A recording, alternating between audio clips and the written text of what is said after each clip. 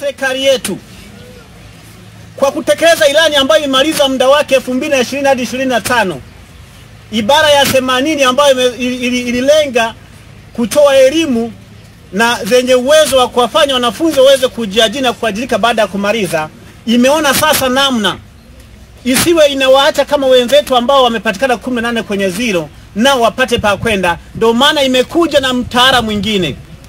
Tutakuwa na mitaala miwili.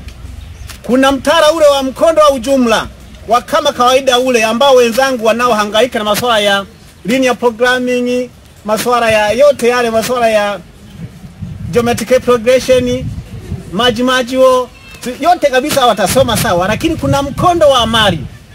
Mkondo wa amali utajihusisha na masuala ya ufundi.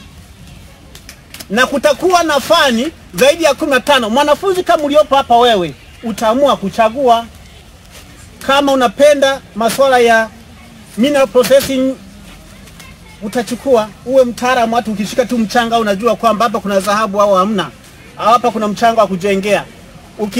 Kila utakuwa mtaalamu, utabobea. Masuala umeme ni hivyo hivyo. Na tayari kwa wilaya yetu ya Mbogwe kuna bilioni 1 na milioni 600 zimekuja na tunajenga pale Kasosobe pale Mbogwe. Sasa mwanafunzi anapomaliza anakuwa na chochote.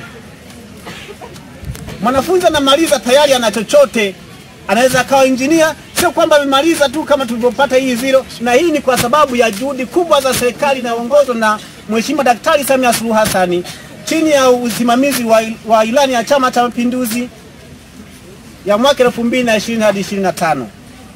Na kwa bahati nzuri, ndugu walimu, nimejaribu kuangalia kidogo hata kwenye ilani ambayo imezinduliwa tarehe 29 na 30. Kuna sehemu inaelezea kuboresha mishahara na maslahi ya walimu pamoja na wana taaluma. Kwa hiyo muendelee kunywa mtori, nyama mtazikuta chini kwa mwaka 2025 hadi 2030. Serikali yetu iko kazini.